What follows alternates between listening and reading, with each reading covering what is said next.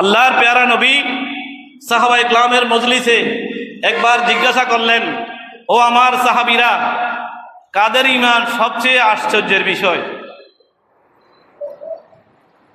কার ঈমান সবচেয়ে বেশি আশ্চর্যজনক, যেটি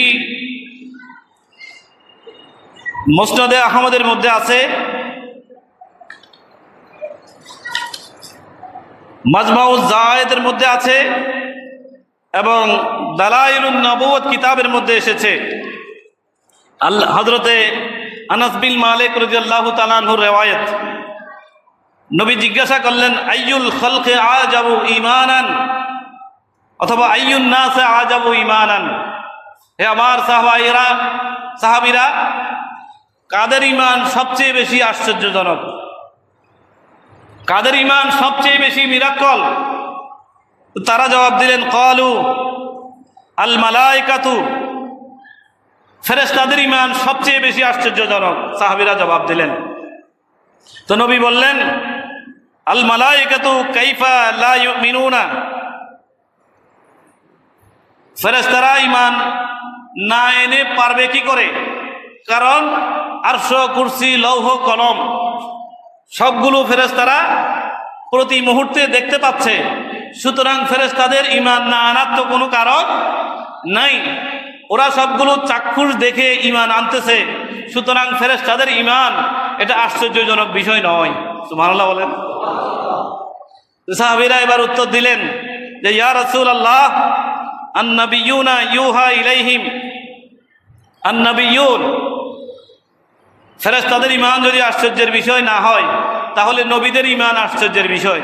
সুবহানাল্লাহ বলেন।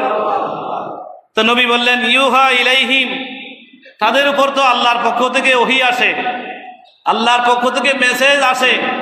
মুহূর্তে মুহূর্তে নবীরা তাদের আপাদমস্তক গোটা জিন্দেগি আল্লাহর ওহী কর্তৃক নিয়ন্ত্রিত। এই কারণে নবীরা গুনাহ করেন না, নবীরা পাপ করে না, সীমালঙ্ঘন করে না। আল্লাহ নবীদেরকে মাসুম রেখেছেন ওহী কর্তৃক নিয়ন্ত্রণের মাধ্যমে। সেটা নবী বলছেন যে নবীরা তো ওহী কর্তৃক নিয়ন্ত্রিত, যে কোনো সময়ে ওহী নাজিল হয়ে আল্লাহর পক্ষ থেকে গাইড করা হচ্ছে, তো তাদের ঈমান তো আশ্চর্যজনক হবে না। সুবহানাল্লাহ বলেন। ক্বালু, তারা এবার জবাব দিলেন, ফেরেশতাদের ঈমান যদি আশ্চর্যের বিষয় না হয়, নবীদের ঈমানও যদি আশ্চর্যের বিষয় না হয়, তো আমরা এবার জবাব দিব, আমরা যারা সাহাবী আছি আমাদের ঈমান আশ্চর্যের বিষয়। বড় করে বলুন সুবহানাল্লাহ। তো নবী বললেন, ক্বালা আস-সাহাবাতু মা'আল আম্বিয়ায়ে, আরে তোমরা যারা সাহাবীরা আছো, ওরা তো আমি নবীর সাথে সাথে আছো। আমার উপরে যখন ওহী নাজিল হয় তোমরা দেখতে পাচ্ছ, কোনো হুকুম যখন আসে তোমরা দেখতে পাচ্ছ, কোনো নিষেধাজ্ঞা আসলে সেটাও দেখতে পাচ্ছ। সুতরাং ফেরেশতাদের ঈমান আশ্চর্যের বিষয় নয়, নবীদের ঈমান আশ্চর্যের বিষয় নয়। তোমরা যারা আমার সাহাবী আছো তোমাদের ঈমান আশ্চর্যের বিষয় নয়, বরং আশ্চর্যের বিষয় হচ্ছে ওয়ালাকিন আজাবুন নাসে ঈমানান কওমুন ইয়াজিউনা মিন বাদিকুম, বরং আশ্চর্যের বিষয় হচ্ছে এমন কতগুলো মানুষ আসবে, এমন কিছু ঈমানদার নরনারীরা তোমাদের পরে আসবে, যারা আল্লাহকেও দেখে নাই, আমি নবীকেও দেখে নাই, জান্নাত দেখে নাই, জাহান্নাম দেখে নাই, তারপরেও তোমরা যেভাবে ঈমান আনতেছ তারাও আখেরি জমানায় এমনকি আমি নবীকেও না দেখে আমি নবীর উপর ঈমান আনতেছে, তাদের ঈমান হচ্ছে সবচেয়ে বেশি আশ্চর্যজনক। হযরত আব্দুল্লাহ ইবনে মাসউদ এই জন্য বলেছেন যে গায়েবের উপরে ঈমান আনা এটার চেয়ে বড় আর কোনো বিষয় নাই। বড় করে বলুন সুবহানাল্লাহ। আমরা হাজারো গুনাহগার হতে পারি, হাজারো বদকার হতে পারি, আমাদের সওয়াবের ঘাটতির চেয়ে গুনার ঘাটতি বড়, আমাদের নেকের চেয়ে বদি বড়, আমাদের ভালো আমলের চেয়ে খারাপ আমল বেশি। তারপরেও আল্লাহর নবীর যেই শুভ সংবাদ, আল্লাহর নবী আমাদেরকে নিয়ে অহংকার করেছেন, আল্লাহর নবী আমাদেরকে খুশামদেদ দিয়েছেন এবং আমাদের ঈমান যে আশ্চর্যের বিষয় বলেছেন, এটা যেহেতু নবীর জমানে বের হয়েছে, এখানে আমাদের ভয়ের কোনো কারণ নাই, শঙ্কার কোনো কারণ নাই। আমাদের ঈমানকে নিয়ে আল্লাহর নবী সাহাবায়ে কেরামের সম্মুখে বলে দিয়েছেন, আমাদের ঈমান যেহেতু ঈমান বিল গায়বের ক্ষেত্রে আমরা নবীকে দেখি নাই কিন্তু নবীকে ভালোবাসি, আমরা সাহাবীকে দেখি নাই, সাহাবীকে ভালোবাসি। তাবেঈনদেরকে দেখি নাই, তাবেঈদেরকে ভালোবাসি। বদরের যোদ্ধাদেরকে দেখি নাই, কারবালার শহীদদেরকে দেখি নাই, আহলে বাইতের মূল পরিবারের কাউকে দেখি নাই। এই সব না দেখে যে ঈমান আনতেছি, এটার সূচনা হয়েছে তাওহীদের মাধ্যমে, এবং সেটার শেষ এখনো পর্যন্ত চলতেছে। যে আমরা দেখার মতো কিছুই দেখি নাই, যেগুলো দেখে একজন কাফের ঈমানদার হবে সেরকম কিছুই আমরা দেখি নাই। তারপরেও আমরা ঈমান আনতেছি। এই কারণে নবী বলেছেন, তোমাদের পরে এমন একটা কওম আসবে যারা আমি নবীকে না দেখেও আমি নবীর উপর ঈমান আনবে। ওদের ঈমান হচ্ছে সবচেয়ে আশ্চর্যের বিষয়। আজাবুন নাস ঈমানান আবিল খালকি ঈমানান।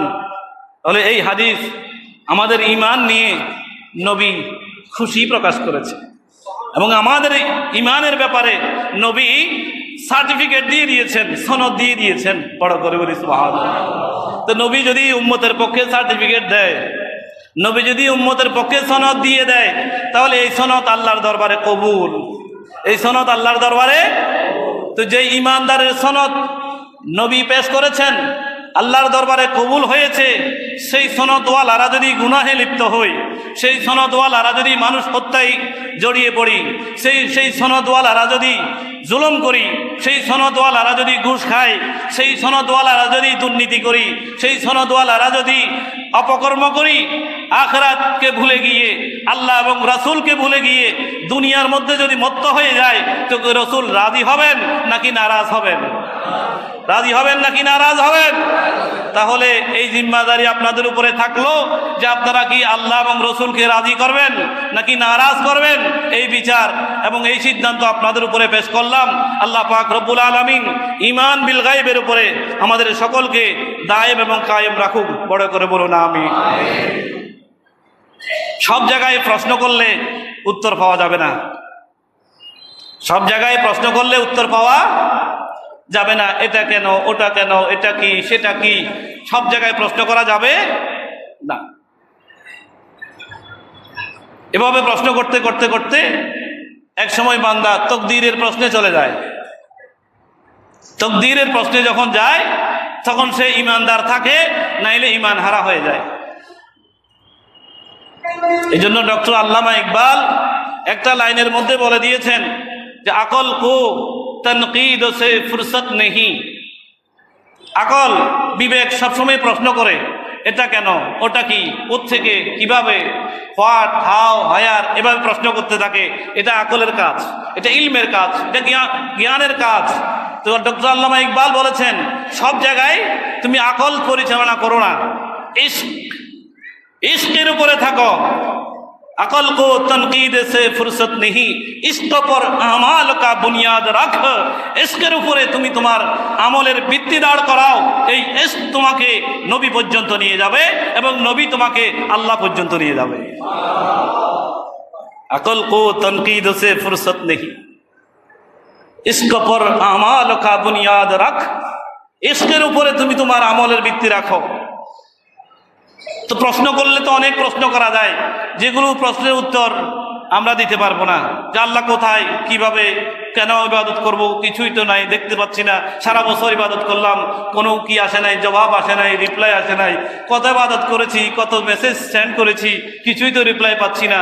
এই অনেক ধরনের প্রশ্ন আছে না, এই প্রশ্নগুলো করা যাবে না।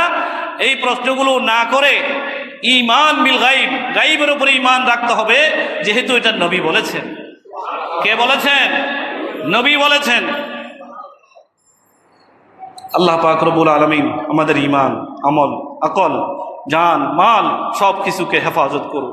আমিন।